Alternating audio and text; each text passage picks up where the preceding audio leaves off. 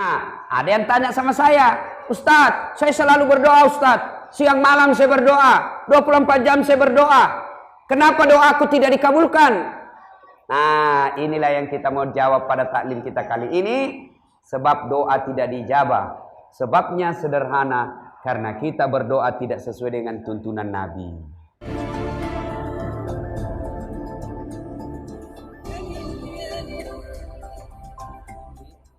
Tidak ada orang yang tidak ada masalahnya. Saya ulangi, tidak ada satupun manusia di dunia ini yang tidak ada masalah dalam hidupnya. Kira-kira ada enggak orang di sini tidak ada masalahnya? Ada? Pak polisi, ada masalah atau tidak? Banyak. Tentara, ada masalah atau tidak? Banyak. Apalagi kalau komandan marah-marah, wah sudah tidak bisa dilihat telinga. Marah. Kita perawat rumah tangga ada masalah atau tidak? Contoh, istri cantik. Kira-kira bukan masalah kalau istri cantik, Pak. Istri cantik nagoda orang. Apalagi kalau suaminya jelek. Lebih masalah itu ya. Berarti bagus kalau istri jelek. Istri jelek, nahina orang. Masalah juga. Kita lagi yang malu jalan sama dia. Belum ibu, yolo nih. Karena dia jelek.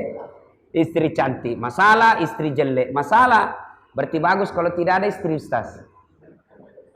Tidak ada istri, kesepian. Berarti bagus kalau banyak istri. Lebih masalah lagi. Dia telepon kita mantap, Ustaz. Cepaki ke sini di pasar, ada cerita yang pertama sama yang kedua baku tarik rambut.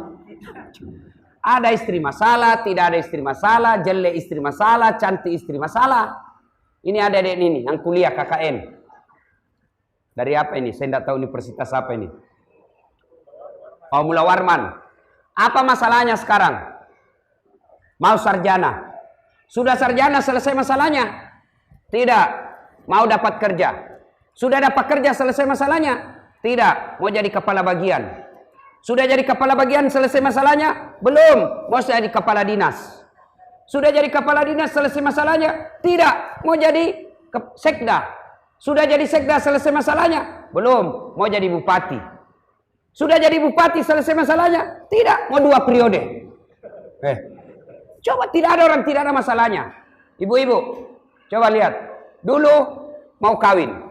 Mau nikah. Sudah nikah selesai masalahnya? Belum. Mau punya anak. Sudah punya anak selesai masalahnya? Tidak. Mau lagi kasih sekolah anak. Sudah sekolah anak selesai masalahnya? Tidak. Suaminya lagi mau kawin lagi. Tidak ada orang tidak ada masalahnya. Semua orang punya masalah. Nah. Ibu-ibu, ada masalah enggak? Ada? Saya lihat ini wajah-wajah penuh masalah. Cicilan belum lunas, anak nakal, istri panrasu-rasu, suami kajili-jili, banyak semua masalahnya. Karena kalau ada masalah, Allah Subhanahu wa taala menganjurkan melalui Rasulullah Muhammad sallallahu alaihi wasallam, seolah-olah Allah ingin berkata kepada kita, wahai Das'at, wahai hambaku, ada masalahmu, ini senjata kau pakai selesaikan masalahmu. Apa senjata itu? Tak lain adalah kekuatan doa. Apa ibu? Apa? Coba kita bandingkan mana keras suaranya bapak-bapak dengan ibu-ibu. Ibu-ibu dulu. Apa ibu? Kekuatan apa? Doa. Tahu masih kencang. Bapak-bapak, apa pak? Wah, masih bisa poligami. Masih kuat. Nah, ibu bapak, saudara-saudara sekalian, adalah kekuatan doa. Ibu-ibu rajin berdoa. Nih, anak-anak KKN rajin berdoa. Oh, tiap saat dia berdoa ini anak mahasiswa. Cuma di mana dia berdoa? Di Facebook. Siapa ajar kau berdoa di Facebook dong? Berdoa itu bukan di Facebook. Berdoa itu bukan di Instagram. Berdoa itu bukan di medsos. Berdoa itu di mana? 1, datang ke masjid. 2, selesai sholat. 3, tempat-tempat mustajab. Nah, Ada yang tanya sama saya, Ustadz, saya selalu berdoa Ustadz. Siang malam saya berdoa, 24 jam saya berdoa. Kenapa doaku tidak dikabulkan? Nah, inilah yang kita mau jawab pada taklim kita kali ini. Sebab doa tidak dijabah. Sebabnya sederhana, karena kita berdoa tidak sesuai dengan tuntunan Nabi. Ada itu caranya orang berdoa, bos. Ada orang caranya meminta. Bagaimana etika dan tata cara berdoa? Mari kita simak. Bapak Ibu saudara-saudara sekalian. Dalam kitab Adabud Doa, adab dalam berdoa, Imam Al-Ghazali mengajarkan berdoa itu supaya cepat sampai. Berdoa itu supaya cepat diijabah Allah. Caranya, 1. Berdoa usahakan dalam keadaan suci. Berdoa usahakan dalam keadaan bersih dan suci. Berdoa jangan sampai kita dalam keadaan kotor. Boleh enggak kita berdoa dalam keadaan bernajis? Boleh, tapi doanya sampainya lama. Boleh enggak kita berdoa tidak dalam keadaan suci? Boleh, tapi doanya lama baru sampai. Nah, jadi kalau mau berdoa, ibu harus suci dulu. Bagaimana cara mensucikan diri? Kalau najis kecil, hadas kecil, maka cukup membersihkannya dengan wudhu. Kalau hadas besar, membersihkannya dengan cara mandi junub. Nah, ibu-ibu, Pak, mana itu najis hadas kecil? Mana hadas kecil? Tahu hadas kecil? Tahu? 1. Tarattu, kentut, buang air, buang angin. Nah, itu cara membersihkannya apa? Wudhu. Bagaimana kalau sedikit Ustaz? Tidak habis? Tahan sedikit Ustaz, tidak habis kentutku. Batal, tetap batal. Bagaimana cara membersihkan kembali? Dengan wudhu. Yang kedua, hadas kecil apalagi? Kencing. Nah, ini yang banyak dilanggar bapak-bapak. Kencing. Kencing. Yang selalu saya istilahkan kencing berdiri. Ini biasanya di proyek banyak. Kencing berdiri. Dia buka saja. Cari pohon besar. Baru tengok kiri kanan. Masih ada 1-2 tetes, nah datik saja. Bukan datik, memang jangan ketawa ibu, ini urusan laki-laki. Ini biasa yang sering kencing berdiri ini laki-laki. Atau ada ibu juga kencing berdiri. Bagaimana itu kalau ibu kencing berdiri, kebanjiran. Nah, kalau kita di proyek, misal kencing, tidak dapat air, maka kita mengambil daun. Ambil daun 3 lembar. Kalau kita misalnya di proyek di hutan, tidak dapat air, maka boleh pakai daun. Caranya, ambil daun pertama, 3 lembar. Daun pertama gosok ke bawah, begini. Ambil lagi daun kedua, gosok ke atas. Ambil daun ketiga, gosok ke bawah. Bukan gosok begini. Tambah kotor. Cuma sebelum dipakai, periksa baik-baik. Siapa tahu ada cambulu-bulunya. Masih segitu Pak. Ya, nah itu ya. Tapi dengar, itu tadi di proyek. Tiba-tiba pulang ke rumah dapat air, maka tetap wajib dicuci. Kalau dapat air, kalau tidak dapat air, masuk waktu sholat, sudah tidak harus dicuci, tinggal tayamum selesai. Tapi kalau dapat air, tetap wajib dicuci. Nah, sudah. Bagaimana? Itu tadi kentut. Air kecil, kencing, air besar. Nah, air besar, toilet. Biasa di mana? Nah, biasa juga ada di hutan. Kalau di hutan, bagaimana cara membersihkannya? Seperti tadi, pakai daun. Pakai daun. Tapi sekarang alhamdulillah ada pengganti daun. Apa? Tisu. Tisu basah. Alhamdulillah sudah ada. Nah, itu juga kalau di masjid. Hati-hati juga, tidak semua itu toilet bagus tempat kencingnya. Bahkan ada pernah saya korbannya, saya jadi korban. Saya kira ada air. Saya langsung buang air besar saja. Selesai, saya putar keran. Mati nih. Tidak ada keluar air. Mau keluar. Sudah ada kotoran di pantat. Mau cuci, tidak ada air. Enak sisa Pak. Terpaksa pakai jalan seperti film kartun. Nah, bagaimana kalau sudah dapat kotoran seperti itu? Bagaimana cara membersihkannya? Dengan cara wudhu. Nah, itu hadas kecil. Kalau hadas besar, bagaimana membersihkannya hadas besar? Hadas besar itu apa? Ibu-ibu, haid, hadas besar, nifas, selesai melahirkan. Bapak-bapak, apa? Berhubungan suami istri, ibu juga. Itu bapak-bapak. Kalau adik-adik remaja, apa? Mimpi basah. Itu mimpi basah. Ada juga tidak mimpi. Apa itu? Kreatif sendiri. Itu cara membersihkannya bagaimana? Cara membersihkannya adalah mandi junub. Cara apa, Dek? Apa? Mandi junub.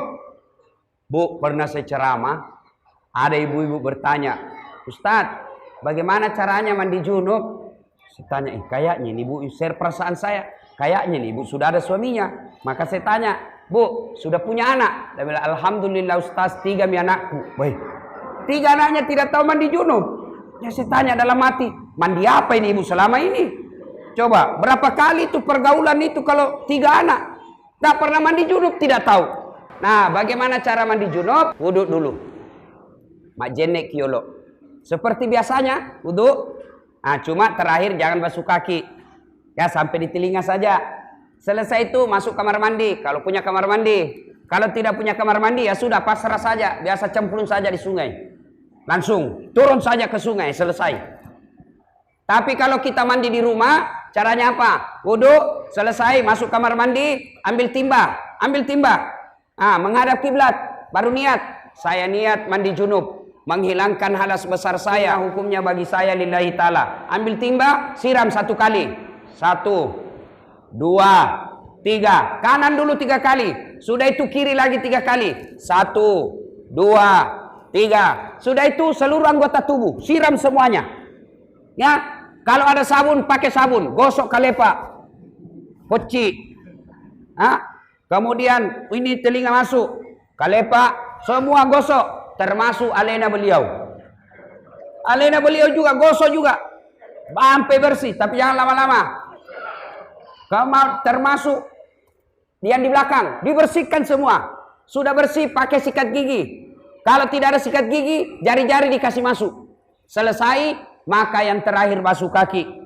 Selesai basuh kaki, lalu kita berdoa, ya Allah, ampunilah segala dosa yang telah saya lakukan dan lindungilah kemuliaan saya dari perbuatan maksiat. Selesai. Nah, sudah bersih. Ustadz, kalau kita mau sholat, apakah kita wudhu lagi? Tadi sudah mandi. Mau sholat apa wudhu lagi? Tidak wajib wudhu lagi. Itu sudah penggantinya wudhu. Dengan catatan, selesai mandi, dia tidak kentut. Kalau kentut lagi, ya wudhu lagi.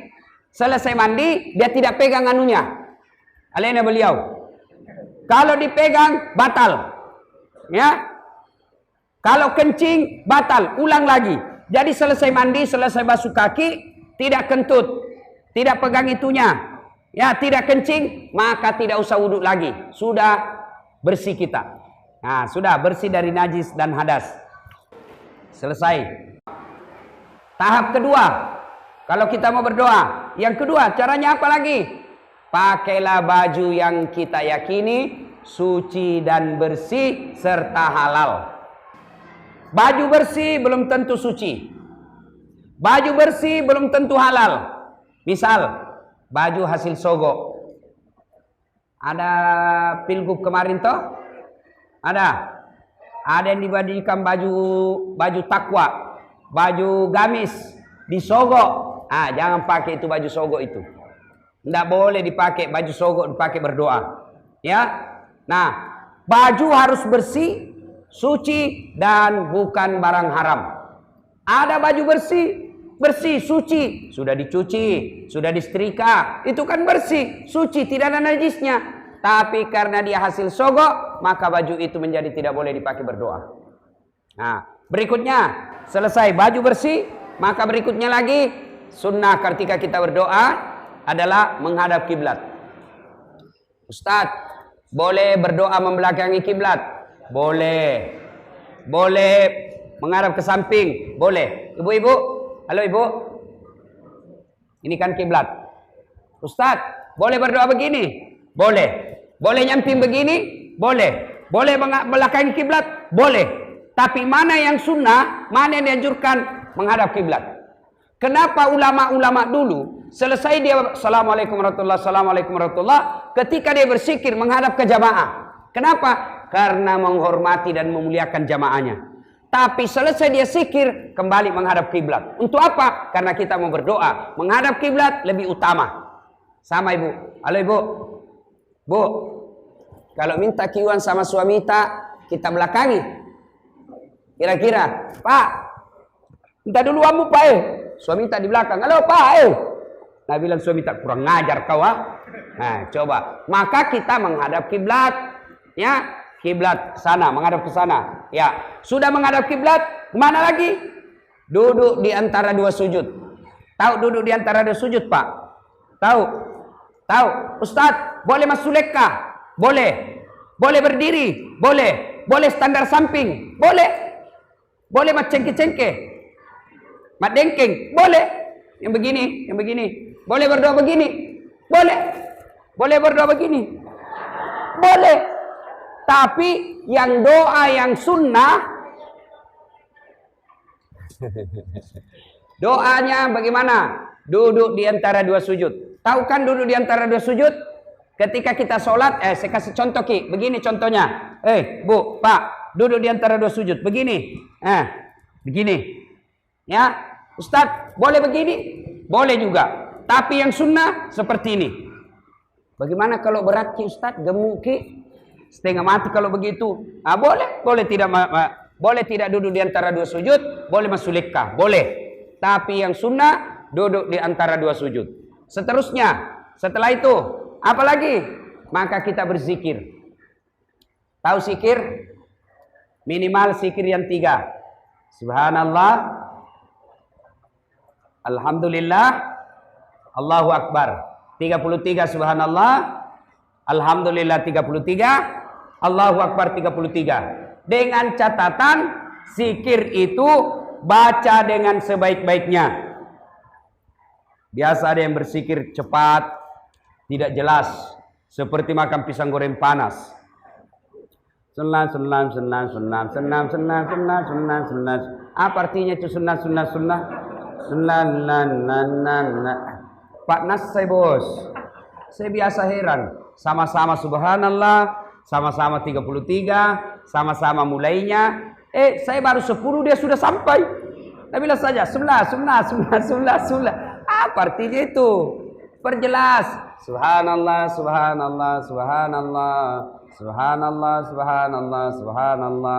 Nulla. Ada dulla di sampingnya. Bilang, apa kau panggil kah? Siapa panggil kau? Perbaiki ya. Nasa ngogi sekali sisa mapigau deceng, pigau isi deceng. Sekali melakukan kebaikan maka lakukan dengan sebaik-baiknya. Itulah enaknya kalau ada tasbih begini, Pak. Nah, saya ini tasbihku begini. Ada lagi yang bilang bid'ah. Ada itu. Bid'ah pakai tasbih. Nabi tidak pernah pakai seperti ini. Ini peninggalan Hindu. Ada itu yang begitu. Padahal dia tidak tahu. Ada sahabat juga pakai tasbih. Malah lebih dari 33, malah 1000 dia banu. Cuma waktu itu pakai benang. Nah, ada itu Ustaz, bid'ah masuk neraka. Masa gara-gara begini kita masuk neraka? Padahal luasnya itu neraka surga. Kasih masuk juga surga, bos. Biar kita di pinggir-pinggir. Kau tahu di tengah, biar kami di pinggir. Yang kau kasih masukin neraka, sama-sama ke Islam. Ya kan ada itu yang begitu. Bid'ah masuk neraka, tidak ada pada zaman Nabi. Maka kalau dalilnya tidak ada pada zaman Nabi, maka jangan kau ceramah pakai mic. Yang tidak ada pada zaman Nabi.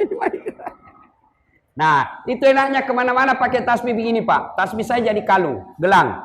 Coba lihat. Begitu saya pegang begini, otomatis mulutku ingat Allah. Coba kita pegang begini, langsung itu mulut tak. Subhanallah. Tidak ada orang pegang tasbih begini langsung dah bilang jalan kote 2, onde-onde 4, barongko 5. Ya, sudah. Sebelum berdoa, subhanallah. 33. Alhamdulillah, alhamdulillah 33. Allahu Akbar 33. Minimal itu, ya. Nah, sudah itu apalagi kita istighfar. Tahu istighfar, Pak? Tahu? Astaghfirullahaladzim wa atubu ilaihi la ilaha illa anta subhanaka inni kuntu minadz zalimin. Nah, itu Astaghfirullahaladzim wa atubu ilaihi la ilaha illa anta subhanaka inni kuntu minadz zalimin. Terlalu panjang itu, Ustaz. Yang pendek saja. Astaghfirullahaladzim wa atubu ilaihi. Astaghfirullahaladzim wa atubu ilaihi. Terlalu panjang, Ustaz. Yang paling pendek saja pakai astagfirullah, astagfirullah, astagfirullah. Ya, boleh pakai dirama dengan syahdu. Misal, astagfirullah Rabbal baraya, astaghfirullah minal khataya, astaghfirullah Rabbal baraya, astaghfirullah minal khataya. Boleh begitu, istighfar. Ini istighfar membuat doa cepat diijabah Allah.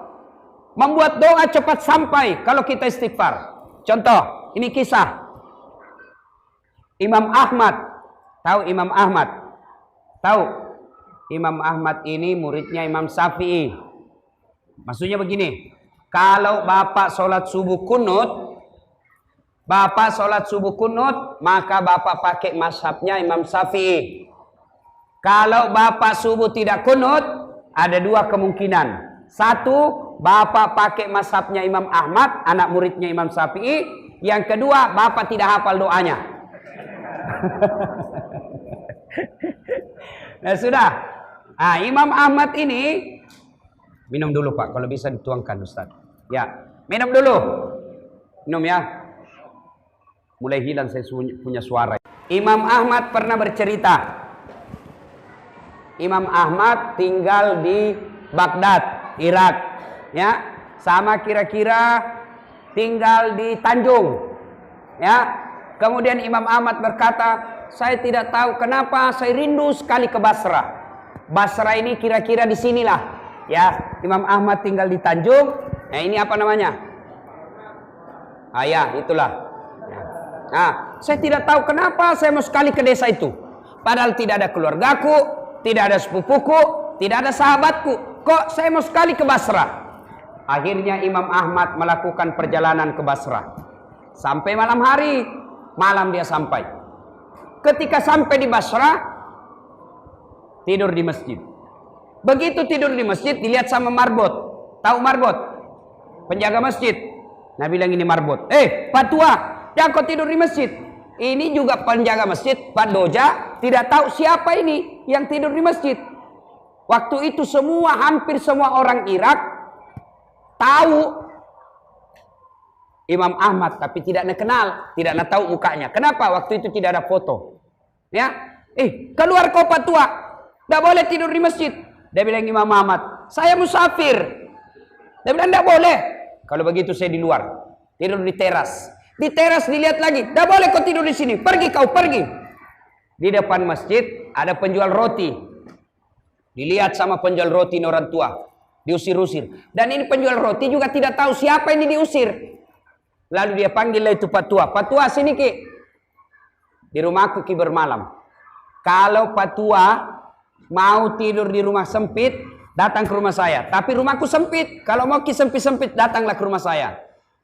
Baik, tidak apa-apa. Biar saya nginap di rumahmu. Nginaplah Imam Ahmad di rumah penjual roti. Pagi hari, penjual roti mulai bangun. Dia bikin roti. Ada yang menarik perhatiannya Imam Ahmad. Apa itu? Selama ini orang bikin roti, kalimat yang keluar dari mulutnya istighfar. Dia ambil tepung, astagfirullah. Dia campur tepungnya dengan air, astagfirullah. Dia ulek-ulek tepungnya, astagfirullah. Dia kasih gula, astagfirullah, astagfirullah. Dia potong-potong, astagfirullah, astagfirullah. Imam Ahmad berpikir, banyaknya ini kalimat istighfarnya. Lalu dia datangi Pak Roti, penjual roti. Dia tanya, Pak, sudah lama Bapak begini bikin roti sambil istighfar? Dulu ya, sudah lebih 30 tahun. Luar biasa. Lalu apa yang Bapak dapati dari kalimat istighfar itu? Ini Tuan Jorti tidak dia tahu siapa ini tamunya. Lalu dia bilang, ini yang penjual roti. Alhamdulillah, sepertinya semua yang saya inginkan Allah kabulkan. Saya minta anak yang soleh, alhamdulillah anakku tidak ada yang lawan saya. Saya minta berikan saya kesehatan, alhamdulillah tidak pernah saya sakit. Saya berdoa kepada Allah, ya Allah murahkan rezekiku, tidak banyak uangku, tapi setiap ada yang saya mau beli, mampu saya beli.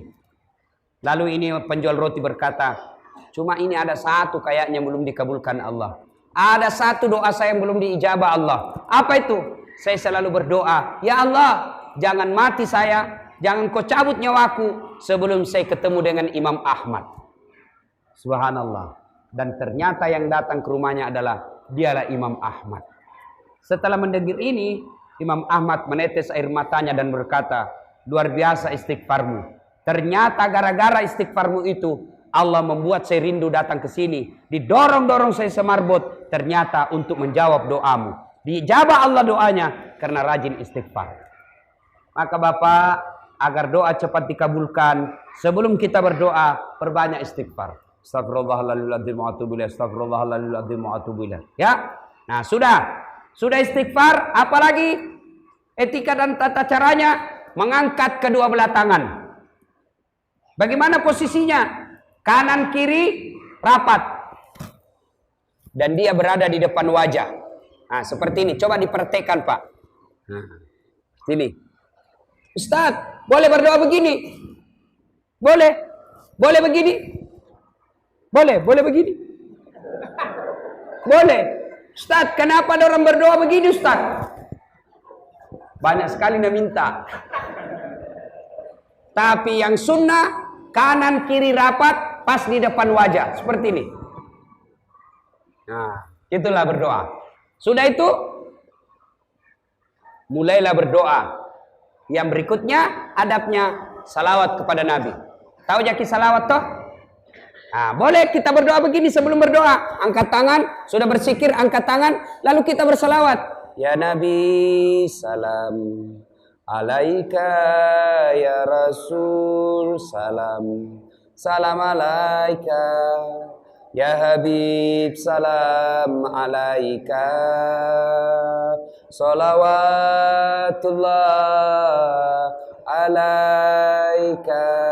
Ulang-ulang itu. Salawat kepada Nabi.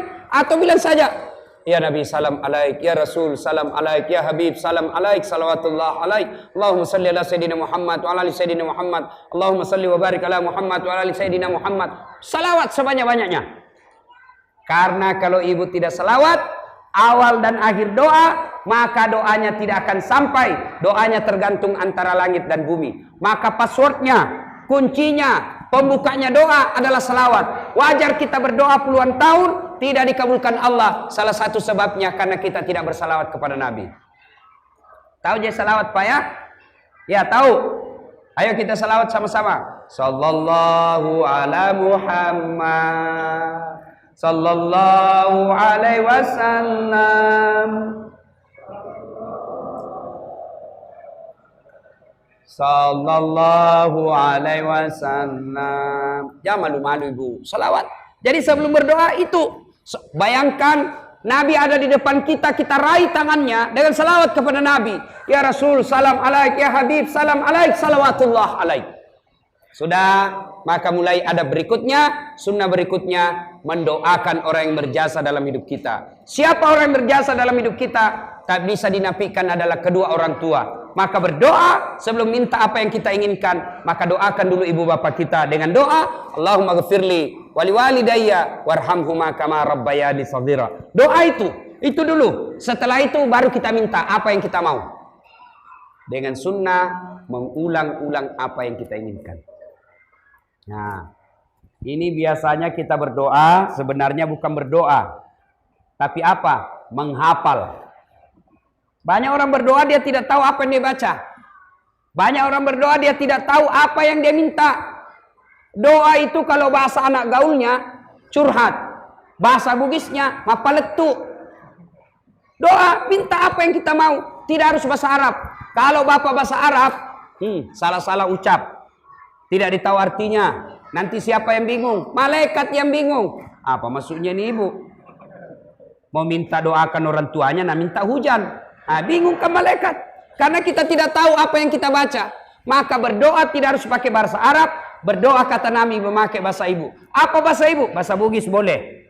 Bahasa Jawa boleh. Bahasa Kutai boleh. Bahasa Banjar boleh. Bahkan dalam hati pun boleh. Bahkan boleh berdoa seperti ini. Ya Allah, Engkau sudah tahu apa yang ku mau. Kasih mak. Boleh begitu. Ya Allah, Engkau sudah tahu apa yang saya mau. Berikanlah saya secepatnya. Boleh. Bahkan boleh seperti itu. Cuma yang sunnahnya kita memang disunahkan berdoa memakai bahasa Quran. Kalau kita hafal. Kalau tidak hafal, maka boleh berdoa memakai bahasa ibu. Contoh. Ya Allah, sebentar lagi anakku tamat kuliah. Ya Allah, begitu banyak harta yang telah saya keluarkan untuk anak saya kuliah. Dan sebentar lagi selesai. Jika anak saya sudah selesai dan sarjana, ya Allah, murahkan rezekinya anakku dapat kerja. Sudah doa itu. Daripada kita berdoa. Bila malaikat agama sumumbo. Nah, kau mau doakan anakku dapat kerja, nah kau minta hujan itu. Bingung malaikat. Maka berdoa tidak harus pakai bahasa Arab. Berdoalah memakai bahasa ibu atau bahasa sehari-hari kita. Nah, selesai, lalu kita tutup lagi dengan salawat. Ulang-ulang, ya. Nah, sudah itu lalu kita salawat lagi. Minimal doanya seperti ini. Subhana rabbika rabbil izzati amma yasifun, wassalamun alal mursalin walhamdulillahi rabbil alamin. Itu susah dihafal, pilih saja. Demikianlah doa hamba, ya Allah, dengarkan dan kabulkan doa hamba. Allahumma salli ala sayyidina Muhammad wa ala ali sayyidina Muhammad. Ustaz, kenapa orang berdoa itu kok begini? Itu sunnah? Tidak, kebiasaan saja. Boleh tidak begini. Kenapa begini? Karena itu enaknya, menyambung. Masa subhana rabbika rabbil izzati amma yasifun wassalamu alhamdulillahi rabbil alamin. Kan tidak nyambung. Nah, ibu bapak, saudara-saudara sekalian, dan yang terakhir ada berdoa. Salah satu penyebab doa kita cepat diijabah oleh Allah Subhanahu wa taala adalah dengan bersedekah. Mau cepat dikabulkan doanya? Mau? Maka kalau mau cepat dikabulkan doanya, selesai melakukan apa yang saya sampaikan tadi, yang saya jelaskan tadi, salah satu diantaranya adalah bersedekah.